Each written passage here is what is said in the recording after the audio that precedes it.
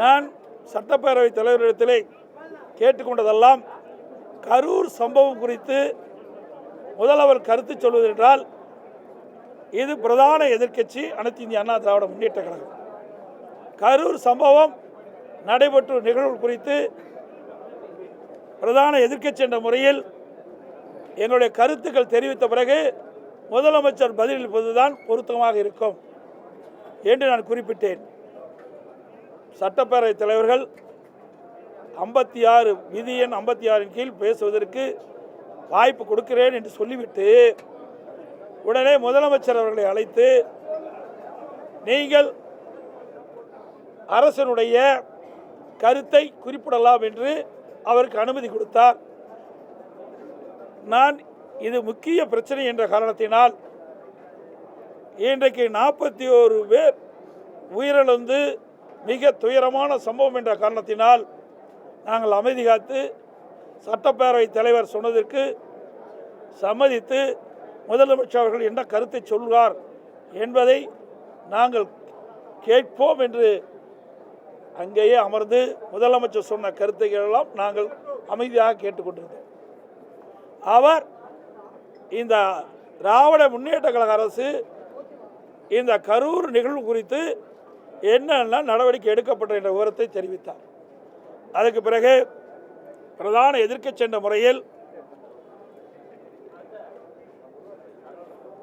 பேரவை விதி 56 கீழ் நான் பேசுவதற்காக அனுமதி கேட்டேன். அனுமதி கொடுத்தார்கள்.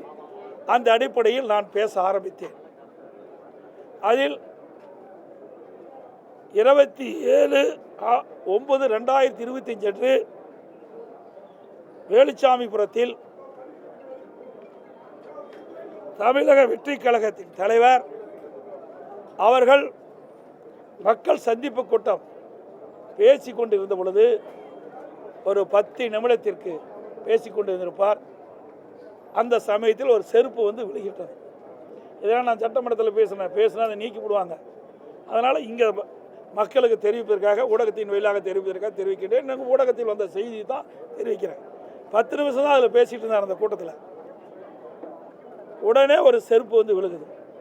அதை பற்றி இந்த அரசு அவருடைய கருத்து எதுவுமே சொல்லலை.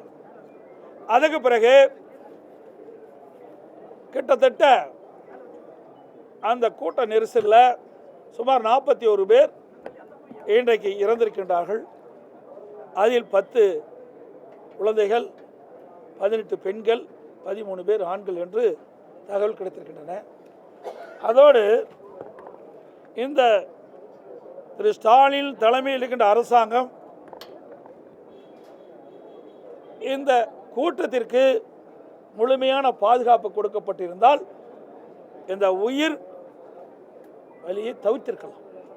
ஆனால் இந்த அரசாங்கம் எதிர்க்கட்சிக்கு ஒரு நீதி, ஆளுங்கட்சிக்கு ஒரு நீதியாகத்தான் பார்க்கப்படுகிறது. அது எந்த எதிர்க்கட்சியாக இருந்தாலும் சரி. அந்த அடிப்படையில்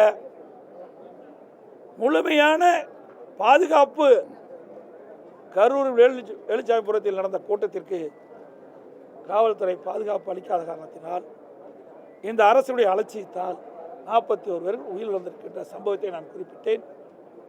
அதுவும் அவர்கள் அவைக்கு பொழுது நீக்கிவிட்டார் என்று கருதுகிறேன். இதெல்லாம் நடந்த சம்பவம் தான், புதுசாக நான் எதுவுமே சொல்லலை. அதோட இந்த 41 பேர் இறந்திருக்கிறாங்க. மயக்கமுட்ட உடனே ஆம்புலன்ஸ் வந்து அவரெல்லாம் மருத்துவமனையில் சேர்க்கப்பட்டாங்க. அன்று காலை வரை 39 பேர் இறந்துட்டாங்க. அடுத்த நாள் காலையில் 2 பேர் இறந்திருக்கிறாங்க. மொத்தம் 41 பேர். இதில் அவசரமாக ஒரு நபர் கமிஷன் அமைக்கிறாங்க. அவசரமாக பதற்றத்தோட அங்கே உடற்கூறு இறந்தவருடைய உடற்கூறு ஆய்வு செய்ய வேண்டும் ஒரு உத்தரவு பிறப்பிக்கப்பட்டு, மாவட்ட ஆட்சியர் பிறப்பிக்கப்பட்டு இரவு 1:45 மணிக்கு அந்த பணியை துவக்கிறாங்க.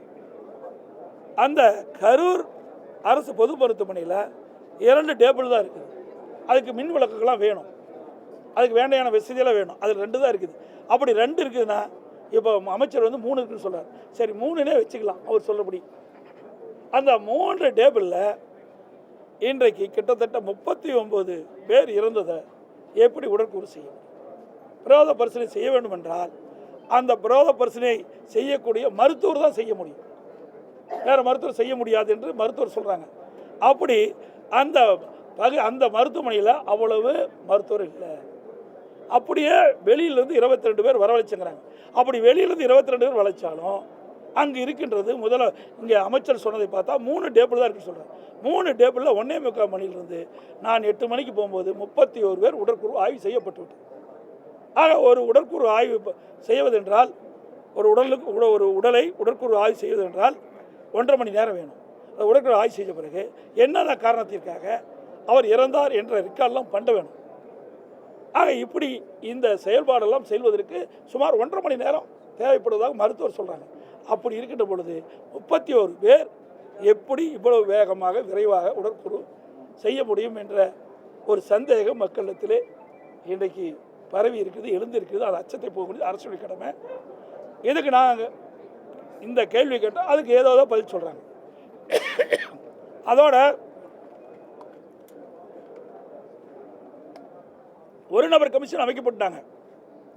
அதோட கரூர் நடந்த சம்பவம் குறித்து விசாரணை மேற்கொள்வதற்காக அங்கே இருக்கின்ற ஏடிசிபி ஒருத்தர் நியமிக்கிட்டாங்க. இப்படி 2 பேரும் பணி துவக்கிட்டாங்க. அப்படி ஒரு நபர் கமிஷன் அமைக்கப்பட்ட உடனே அவருக்கு தேவையான உதவியாளர் நியமிக்கலை, அலுவலர் நியமிக்கலை. அதுக்கு அங்கே இருக்கிற கம்ப்யூட்டர் மற்ற போக்கு வசதியெல்லாம் செய்து கொடுக்கணும், உட்கட்டமைப்பு வசதியெல்லாம் செய்யணும். எதுவுமே செய்யலை. உடனே ஒரு நபர் கமிஷன் ஆணையத்தில் இருக்கின்றவர் உடனே மதியம் 1 மணிக்கு போனான்னு அரசு சொல்லுது. 1 மணிக்கு போய் அங்கே பாதிக்கப்பட்டவர் பார்க்குறாங்க. அப்போ பாதிக்கப்படுகின்ற பொழுது அவரிடத்தில் விவரத்தை கேட்குறாங்க. அந்த விவரத்தை யார் பதிவு செஞ்சது? உதவியாளரே இல்லை. பதிவு செய்வதற்கு நேர்முக உதவியாளரும் இல்லை. ஆக இதையெல்லாம் ஒரு டிராமாவாக, ஒரு நாடகமாக இந்த அரசாங்கம் அரங்கேற்றிருக்கிறது. உண்மை சம்பவத்தை மறைப்பதற்காக இந்த அரசு எடுத்த நாடகம்தான் என்பது வெட்ட வெளிச்சமாகுது. செய்திகளை உடனுக்குடன் தெரிந்து கொள்ள கீழ்கண்ட கேபிள் மற்றும் டிடிஹெச் நெட்வொர்க்குகளில் எம்நாடு செய்தி தொலைக்காட்சியை காணுங்கள். பாதகம் செய்பவரை கண்டால் நாம் பயம் கொள்ளலாகாது பாப்பா. மோதி மிதித்துவிடு பாப்பா, அவர் முகத்தில் உமிழ்ந்துவிடு பாப்பா. அண்மை செய்திகளை உடனுக்குடன் தெரிந்து கொள்ள இணைந்திருங்கள் எம்நாடு தொலைக்காட்சியுடன்.